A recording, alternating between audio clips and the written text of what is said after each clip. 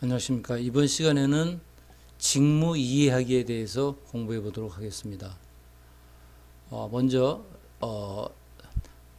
이번 주의 과제인 라이프 플랜 작성 과제에 대해서 설명을 드리겠습니다. 이 라이프 플랜은 기말고사 대체 과제입니다. 그래서 제출을 안 하거나 지연 제출할 경우에는 여러분의 성적이 F 처리가 됩니다.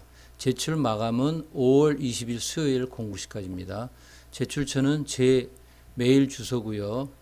여기 있습니다. 그 다음에 메일 제목에 여러분들의 이름과 학과를 쓴 다음에 파일을 첨부해 주시면 됩니다. 작성 요령은 한글이나 워드나 파워포인트로 작성해 주십시오.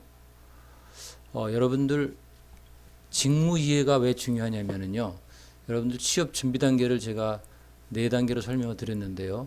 목표 설정을 하고, 그 다음에 업종과 직무를 선택하고, 그 다음에 기업을 선택하고, 구직을 실행하는 4가지 단계를 거칩니다.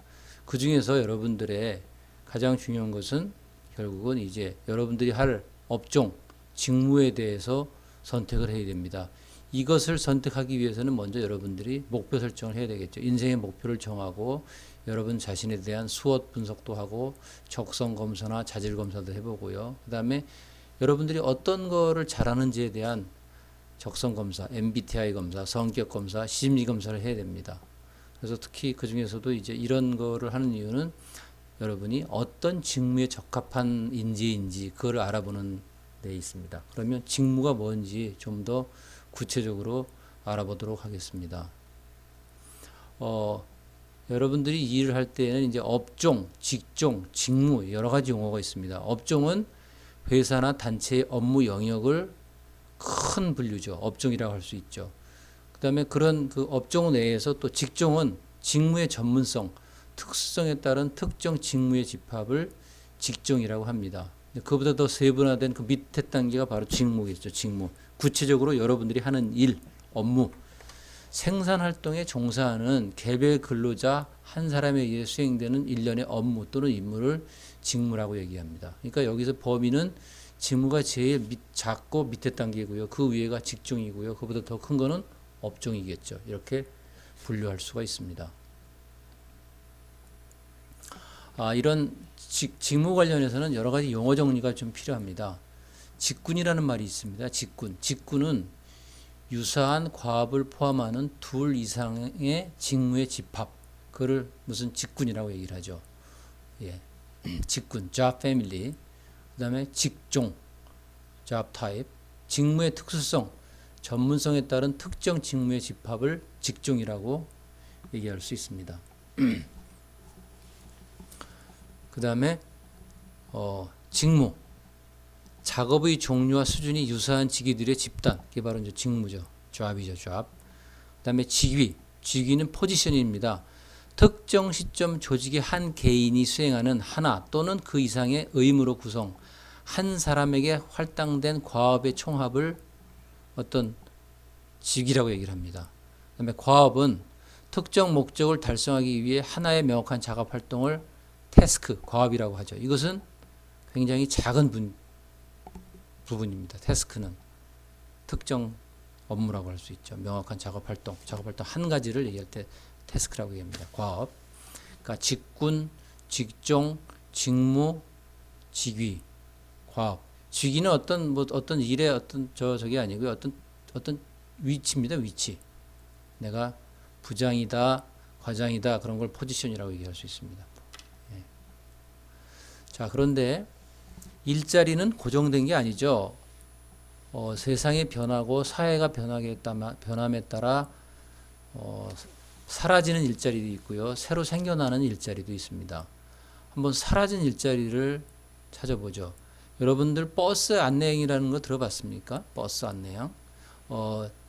지금은 비행기에는 승무원이 있죠. 스튜어디스하고 스튜어드가 있죠. 옛날에는 아주 옛날에는 버스에 버스 안내양이 있어서 차비를 받았습니다. 그러니까 문도 열어주고 이런 걸 했습니다. 버스 안내양. 그 다음에 비행기에서 조종사 중에 항법사라는 게 있었습니다. 근데 지금은 사실은 항법사가 거의 없어졌습니다. 왜냐하면 자동 항법 장치가 발명된 뒤로 항법사가 없어졌습니다. 그 다음에 옛날에는 엘리베이터 걸도 있었습니다. 엘리베이터에 어, 여성 안내자가 타서 뭐 층도 안내해주고 손님들한테 몇 층에 내리십시오, 뭐 타십시오 이거 해주는 엘리베이터 걸도 있었습니다. 전화 교환원도 있었고요. 필경사라고 해서 프린트물을 요새는 다 이 뭐라 그러죠? 이거 이제 PC로 만들지만 옛날에는 일일이 사람이 손으로 써서 어떤 철필이라고 그러죠. 철필로 써서 그거를 프린트해서 주는 경우도 있었습니다. 그리고 그 뒤에는 타자수도 있었습니다.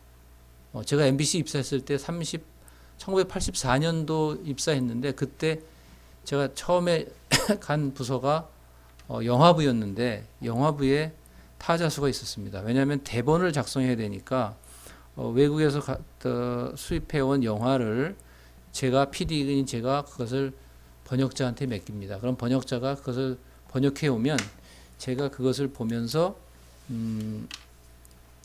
그 말이 그 길이가 맞는지 성우한테 이제 다 이거 더빙을 시켜야 되는데 길이가 맞는지 이런 걸 체크하는 일을 했습니다. 그래서 이제 그걸 체크해서 대본이 이제 완성되면 그 대본을 타자한테 넘깁니다. 그럼 타자수가 그거를 아까 얘기한 그 필경사 하는 것처럼 그 무슨 뒤에 스텐실 페이퍼라고 그래가지고요. 뒤에다가 그 스텐실 페이퍼를 놓고 타자를 칩니다.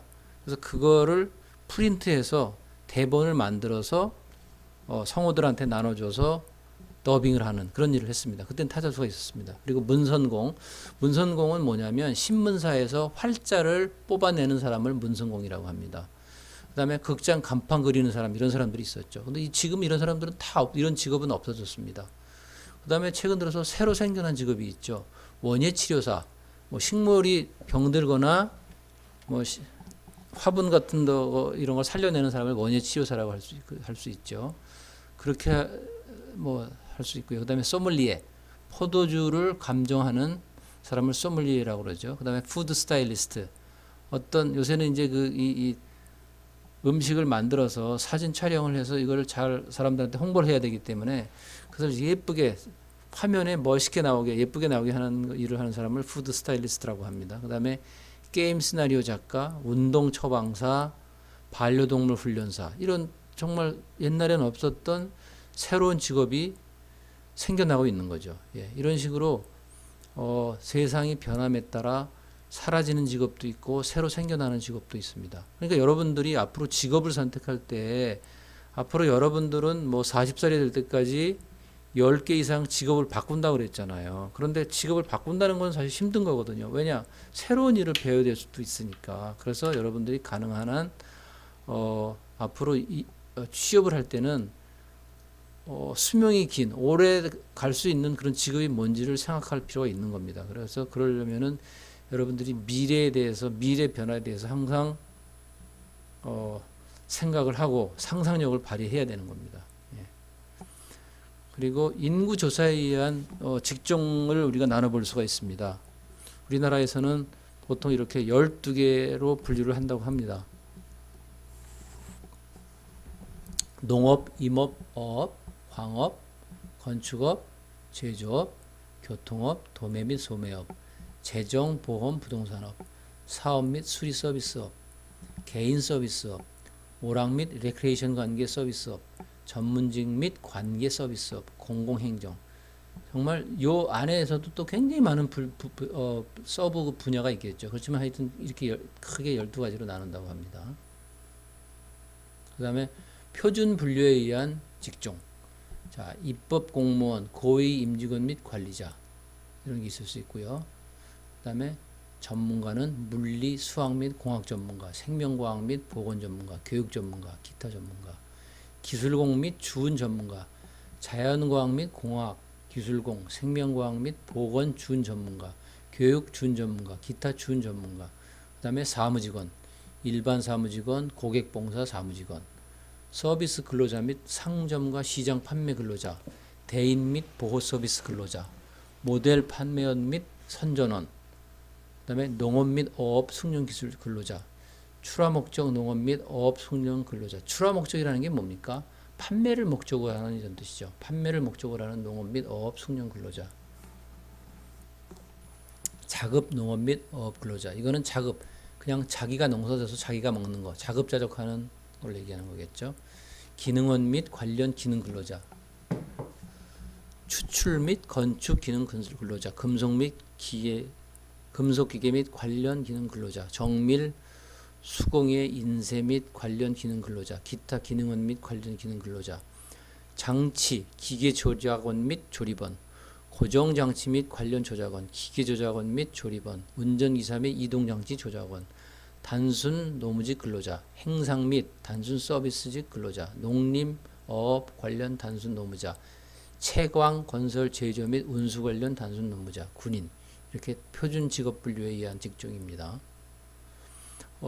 한국고용정보원이라는 데가 있습니다. 여기서 고용시장에 영향을 미치는 8대 요소에 대해서 발표를 했습니다. 이게 뭔지를 한번 살펴보겠습니다. 이게 굉장히 중요합니다. 고용시장에 영향을 미치는 것이 8개 요소가 있다고 합니다. 첫째는 인구 구조 및 노동인구의 변화. 이게 제일 중요하겠죠. 예, 우리나라의 인구 구조가 어떻게 되는지. 그 다음에 노동인구. 노동인구는 보통 우리가 15세부터 65세를 얘기합니다. 노동 가능 인구라고 하죠. 생산 가능 인구. 이 사람들의 변화가 어떻게 되는지가 노동시장 변화에 중요한 역할을 하겠죠. 그 다음에 산업 특성 및 산업 구조의 변화. 이거 또 마찬가지겠죠. 최근 들어서 이 산업이 어떤 산업은 레이버 인텐시브한 게 있죠. 노동력이 많이 필요한 산업이 있고 노동력이 별로 필요하지 않은 산업이 있습니다.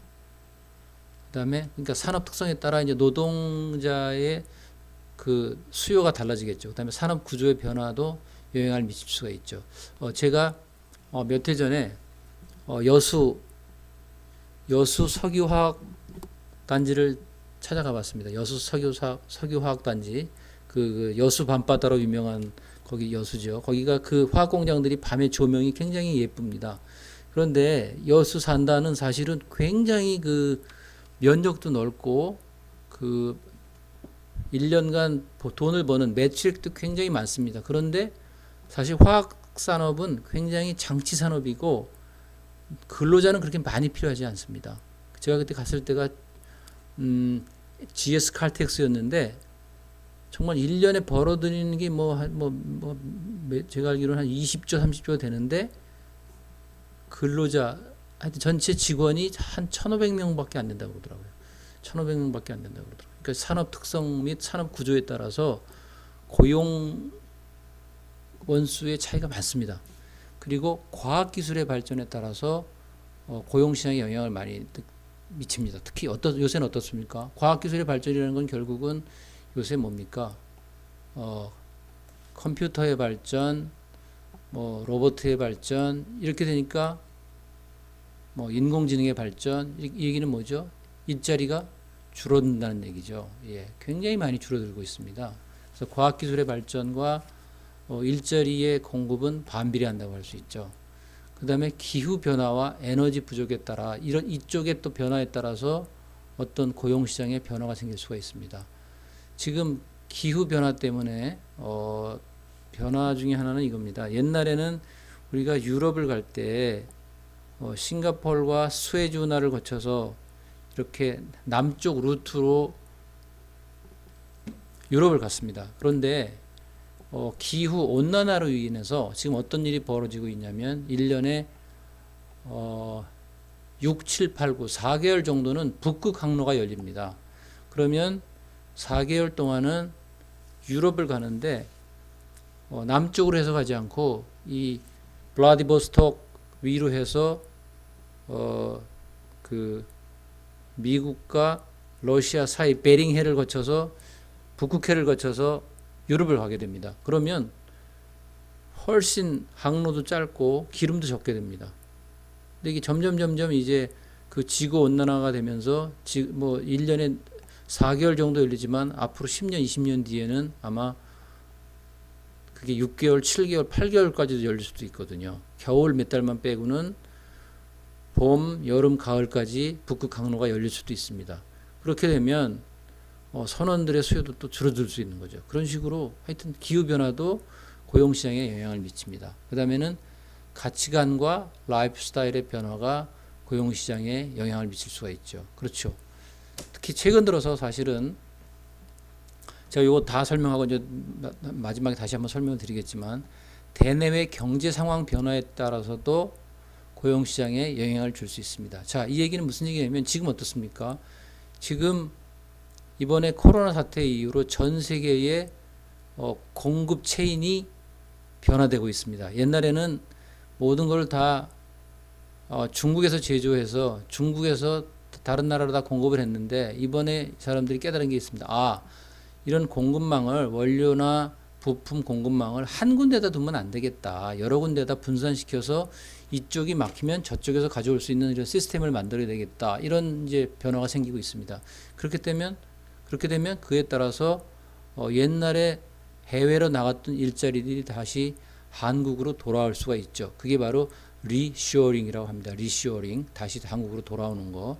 그렇기 때문에 새로운 고용시장이, 새로운 일자리가 열릴 수도 있고요. 그 반대로 기존에 한국에 있던 일자리가 밖으로 나갈 수도 있습니다. 공급, 서플라이 체인이 변할 수 있기 때문에. 그래서 그런 것들이 다 고용시장에 영향을 미칠 수 있는 거고요.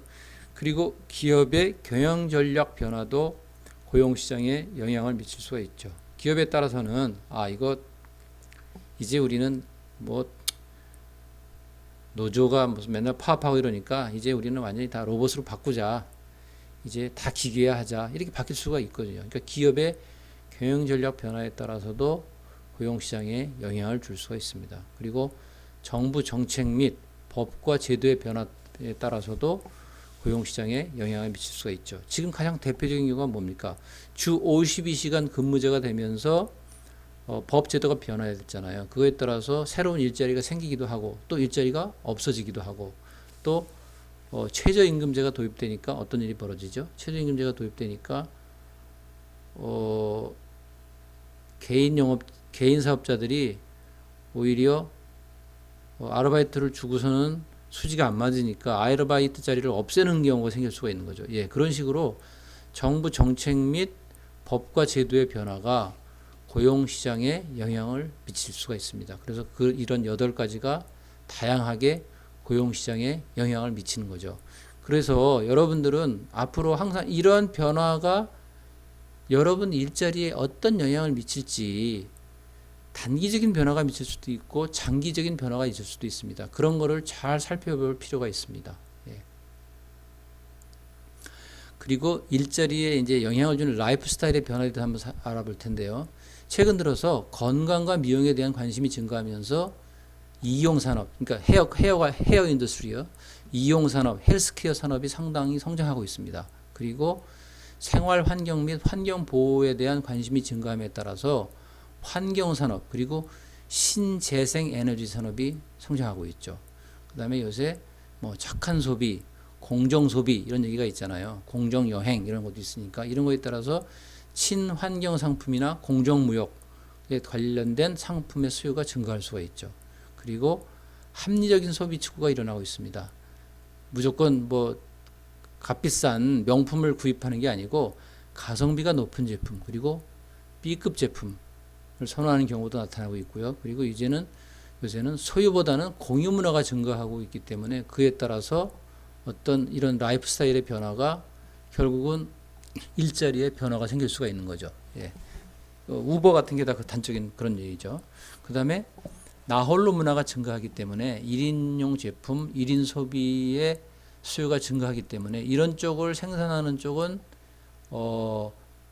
근로자의 수요가 늘어날 수 있는 거죠. 이런 식으로 라이프 스타일의 변화가 여러분들의 일자리에도 영향을 주는 겁니다. 또 얼리 어댑터가 증가하게 되면 젊은 층을 중심으로 자기중심적으로 소비하는 경향이 나타날 수가 있고요. 안전의식이 강화되면서 안전 관련 제품이나 서비스 산업이 성장할 수가 있는 거죠. 그리고 최근 들어서 뭐 애견 또 애묘 고양이나 개 소위 말해서 페트에 대한 문화가 확산되면서 이쪽 분야가 성장하고 이런 쪽을 다루는 많은 이 서비스 인재들이 필요하게 된 거죠. 그 다음에 공동체주의 지향하기 때문에 개인주의가 확산되기도 하고 또 인간성 상실에 따른 오히려 반작용이 나타나서 동호회나 공유주택 등의 공동체주의가 증가하는 경향도 있습니다. 그래서 그거에 따른 또 라이프 스타일이 변화해서 또 일자리에 영향을 줄 수도 있는 거죠. 그리고 최근 들어서는 사람들이 귀촌, 귀여 인구가 증가하기 때문에 도시에서의 경쟁이 심화되는 것을 싫어해서 아니면 또 고용시장이 악화돼서 그냥 농촌이나 어촌으로 이주하는 인구가 증가하고 있습니다. 하여튼 다양한 이 사회 현상들이 라이프 스타일의 변화가 일자리에 영향을 주고 있습니다. 한국 표준 직업 분류에 신설된 직업을 보면 이렇게 새로운 직업들이 많이 생겨나고 있습니다.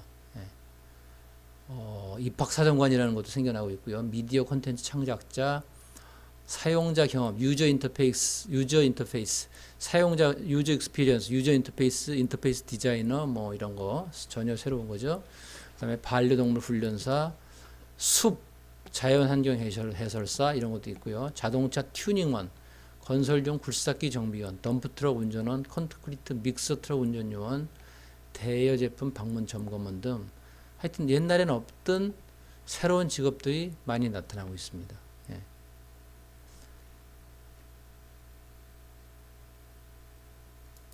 자, 향후 10년간 직업별 고용 전망을 볼 수 있죠.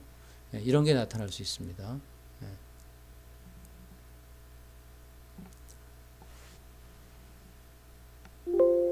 자, 직업별 대분류별 취업자 비중 변화. 자, 이게 2005년, 2010년, 15년, 25년인데요. 대체적으로 관리자도 점점 줄어들고요. 전문가 및 관련 종사자는 좀 늘어나네요. 그 다음에 사무 종사자도 조금 늘어난다고 나오고요. 서비스 종사자는 거의 뭐 비슷하고요. 판매 종사자는 줄어드네요.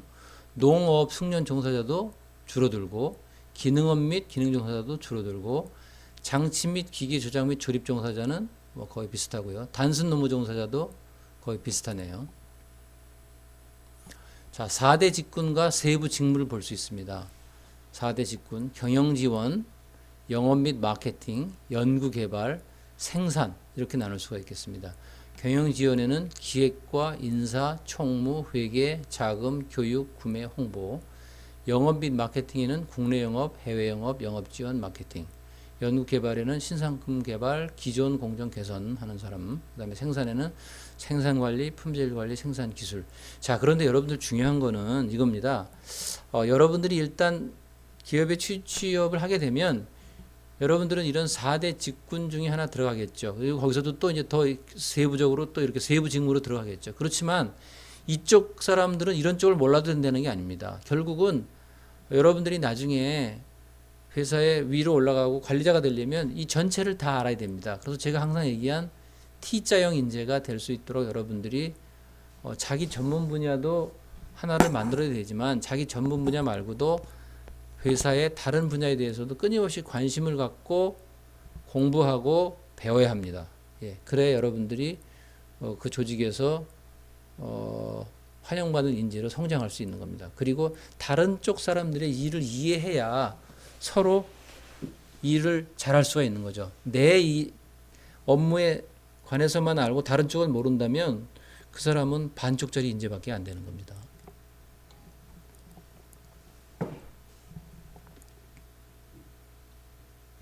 자, 기업의 지원 직무 활동이 있습니다. 하부 구조는 기획, 재무, 법무, 총무, MIS 이거는 이제 그 정보 시스템 같은 거죠.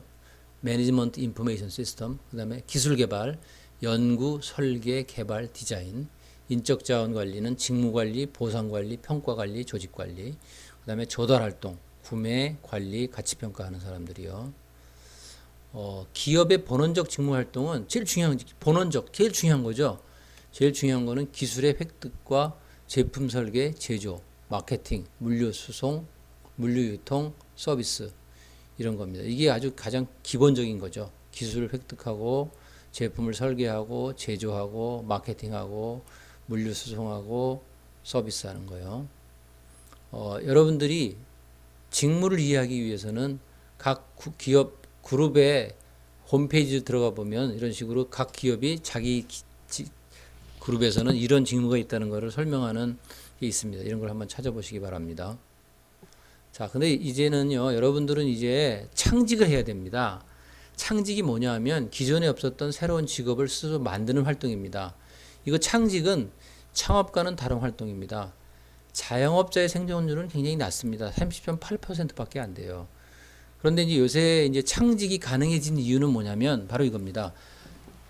인프라 비용이 저렴화됐습니다. 이제는 인터넷을 사용하면 사실은 뭐 웬만한 거는 다 내가 필요할 때 쓸 수 있고 또 사무실도 공용 오피스를 빌릴 수가 있습니다. 이런 것들 때문에 어떤 직업을 만드는 인프라 비용이 굉장히 저렴화됐습니다. 싸졌습니다. 그래서 여러분들이 창직을 할 수 있습니다. 그래서 여러분만의 개성을 발산하고 싶고 도전 의식이 있는 사람이라면 충분히 창직을 해서 새로운 일을 만들어 갈 수가 있습니다. 그래서 이런 거 할 때 가장 필요한 거는 entrepreneurship. 이게 EM이 아니라 EN입니다. EN. entrepreneurship. 기업가 정신이 필요합니다. 예. 자, 창직의 사례는 굉장히 많이 있는데요. 소셜북 제작자, 페이스북 등 SNS상에서 친구 등과 공유한 글과 사진 등을 이용해 고객의 소셜북을 제작한다. 스토리 사진첩 제작자, 단순 사진의 나열이 아니라 특성에 맞게 이야기를 가미해 하나의 스토리가 담긴 사진첩을 만들어준다. 자, 이런 사람들은 뭐냐면요. 디지털을 잘 다루고 여기에 또 자기가 글을 좀 잘 쓰는 사람이라면 어떤 고객들의 사진을 연령별로 그러니까 스토리 라인별로 받아서 이걸 여러분들이 그 사람하고 이제 인터뷰를 해서 멋있게 스토리를 만들어 줍니다. 그러니까 이런 식으로 이제는 이런 거는 충분히 여러분들이 진짜 이 컴퓨터를 잘 다루고 어떤 디자인 스킬이 좀 있고 또 글까지 잘 쓰면 이런 걸 할 수 있는 겁니다. 그런 게 굉장히 다양한 게 가능합니다. K-팝 번역가도 할 수 있고요. 한식 문화 가이드도 할 수 있고요. 푸드 케이터, 여가 컨설턴트, 미니소드라는 건 짧게 만든 드라마를 얘기합니다. 마케팅 시나리오 작가, 졸업 앨범 기획자 이런 식으로 진짜 새로운 직업은 창직을 만든다. 얼마든지 가능합니다. 그런데 이런 걸 하려면 일단 경험이 필요하겠죠. 예. 그래서 여러분들 요새 이제 디지털 노매드라는 말이 있습니다. 디지털 노매드. 사무실도 없이, 자기 사무실도 없이 그냥 컴퓨터 하나만 가지고 필요할 때 일을 해서 어떤 서비스를 해주고 어떤 용역을 제공하는 그런 사람들을 디지털 노매드라고 합니다. PC와 핸드폰 가지고 전 세계를 돌아다닐 수도 있고요. 아니면 국내에서도 일할 수 있는 거. 예를 들어서 앱, 소프트웨어 개발하는 사람들, 프로그래머들이요. 그 다음에 작가, 여행작가, 대필작가, 교정하는 사람, 편집자, 디자이너, 그 다음에 각 분야의 전문가들, 그러니까 인터넷 온라인상으로 코칭을 할 수 있고 컨설팅 하는 사람들이요. 그 다음에 강사, 온라인 강의하는 사람들, 투자자들, 주식 투자하는 사람, 그 다음에 번역가, 마케터, 제휴 마케터, 인터넷 마케팅 전문가, 이런 사람들은 얼마든지 디지털 노매드로서 어떤 일을 할 수 있습니다. 근데 이 사람들이 필요한 건 뭐냐면 결국 필요한 게 뭐죠? 일단 이런 걸 미리 배워야 되잖아요. 그러니까 경험이 필요한 거고요. 그 다음에 휴먼 스킬, 그 다음에 이런 시장에 대한 이해가 필요합니다. 그래서 이런 시장에 대한 이해가 필요하다는 것은 결국은 이 시장에 들어가서 일을 배운 다음에 이제 자기가 어느 정도 이제 실력이 쌓이면 독립한다는 거죠. 그래서 디지털 노매드로서 이 세상을 살아갈 수 있는 거죠. 자, 디지털 노매드의 장점이 있습니다. 장점은 자유로운 노동 시간이고요. 여러 장소를 마음껏 이동할 수 있고 조직 스트레스가 없습니다. 긍정적인 자극을 받을 수 있고 다양한 사람들을 만날 수 있습니다. 교통비와 주거비를 절약할 수 있고요. 편안한 옷값이 안 듭니다. 그런데 단점은 수입이 굉장히 불안정하죠. 그리고 신용을 얻기가 어렵습니다. 이런 지위에까지 올라가기가 굉장히 쉽지가 않습니다. 시장 진입이 어렵습니다. 그렇지만 일단 시장을 진입을 하면 이런 여러 가지 장점이 있습니다. 그래서 결국 중요한 거는 여러분들이 경험을 쌓고 실력을 쌓아야 됩니다. 그러면 여러분들은 어디 가서든지 생존할 수 있습니다. 자, 요새 기ግ 이코노미라는 얘기를 많이 하죠. 디지털 노동 플랫폼이 생겼습니다. 이게 뭐냐면 요새 여러분들 할 수 있죠. 뭐냐면은 알바몬 같은 거가 바로 이겁니다. 알바몬 같은 데서 디지털 노동 플랫폼이 생겼죠. 여기다 여러분들은 여기서 서비스 수행하고 노동력을 공급하고요. 이 개인이나 기업들은 이 사람들한테 여기 들어가서 이런 사람들을 구하거나 이런 서비스를 구매를 하죠. 그러니까 이게 이런 데서 일하는 사람을 기익 노동자라고 합니다. 기익 노동자, 임시직 노동자라고 그러죠. 예. 자, 국가별로 기익 이코노미 플랫폼으로 돈을 번다고 응답자 비중이, 자, 미국은 5%, 이렇게 있는데, 자 보세요. 오히려 인도, 중국, 인도네시아 같은 나라가, 브라질 같은 나라가 기익이 많습니다. 이게 무슨 얘기일까요? 이제 인도, 중국, 인도네시아 이런 나라가 다 인구가 많은 나라거든요. 많은 사람들이 이렇게 종사한다는 겁니다. 이제 자, 전 세계 인력들의 직종별 기익 이코노미 참여도를 보면 제조업도 기익 이코노미가 있습니다. 기익이 있습니다. 교통물류도 있고, 건설 부동산도 있고, 교육 공공행정도 있고, 정보 이쪽이 많습니다. 그다음에 금융보험 쪽도 많습니다. 예. 이런 식으로 어떤 분야든지 이제 기익이 없는 분야는 없습니다. 소위 말해서 점점 비정규직화 된다는 얘기겠죠. 예, 정규직이 줄어든다는 얘기입니다. 이 얘기는. 자, 아까 그런 플랫폼의 기능이 뭐냐면, 이 플랫폼의 기능은 무형 서비스를 유형화하는 겁니다. 굉장히 좋은 거죠. 그다음에 안전한 대금 결제를 이루어줍니다. 이 플랫폼을 통하면 이 기익 근로자들이 일을 하고 돈을 못 받는 일이 없습니다. 대금을 완전하게 받아줍니다. 그 반대로 또 기업들한테도 이 기익 노동자들의 이 들쭉날쭉한 이 퀄리티를, 품질의 신뢰도를 확보해 줍니다. 그리고 이 두 관계자들, 그러니까 기업과 기익 근로자들이 서로 이 일을 주고받을 수 있도록 시장을 조성해 주는 거죠. 예. 그런데 이 플랫폼에는 두 가지 플랫폼이 있습니다. 전문직 플랫폼이 있고 비숙련 플랫폼이 있습니다. 전문직 플랫폼은 크몽이라는 게 있습니다. 크몽. 그다음에 비숙련 플랫폼은 뭐 알바천국 같은 거겠죠. 예, 알바천국 같은 거. 근데 이거에는 기본적으로 이 플랫폼에서 오는 그 일은 두 가지입니다. 하나는 서비스 as a product, 상품형. 어떤 특정 서비스를 제공한다는 어떤 서비스를 상품으로 내세운 겁니다. 그게 서비스 as a product입니다. SAP. 그하고 또 대비되는 거는 post A project. 기업체 입장에서는 야, 나는 요러한 업무를 누구한테 맡기고 싶어. 요거 할 사람 여기 모여. 이럴 때는 이거는 이제 post A project. 어떤 프로젝트별로 게시를 해서 거기에 사람들이 응모를 해서 일을 하는 거죠. 이것은 어떤 업무 의뢰형이고, 이건 아예 내가 이런 상품을 제공하겠다고 근로자 측에서 노동자 측에서 제공하는 게 서비스 에저 프로덕트고, 그래서 의뢰하는 기업 측에서 요구하는 거는 포스트 A 프로젝트, 의뢰형 일자리입니다. 이 두 가지로 나뉠 수가 있습니다. 자, 플랫폼 노동자에 대해서 요새 이제 우리나라도 많이 늘어나고 있는데요. 이게 문제는 이 사람들이 노동자인가 아니면 실질적으로 노동자가 아닌가에 대한 이슈가 있습니다. 근데 실질적으로는 사실 임금 노동자거든요. 그런데 사실은 이제 그거를 하는 플랫폼에서는 이 사람들은 사업자다, 형식적으로 자영업자다, 근로자가 아니다 얘기를 하죠. 그래서 이제 앞으로는 이런 사람들을 보호할 수 있는, 플랫폼 노동자들을 보호할 수 있는 노동관계법 개정이 필요하다는 주장들이 나오고 있습니다. 자, 다시 한번 여러분들의 라이프 플랜 작성 과제에 대한 안내입니다. 5월 20일이 마감이고요. 일로 제출해 주시면 되고요. 예. 자, 오늘 직무 이해하기는 여기까지 하겠습니다. 여러분, 감사합니다.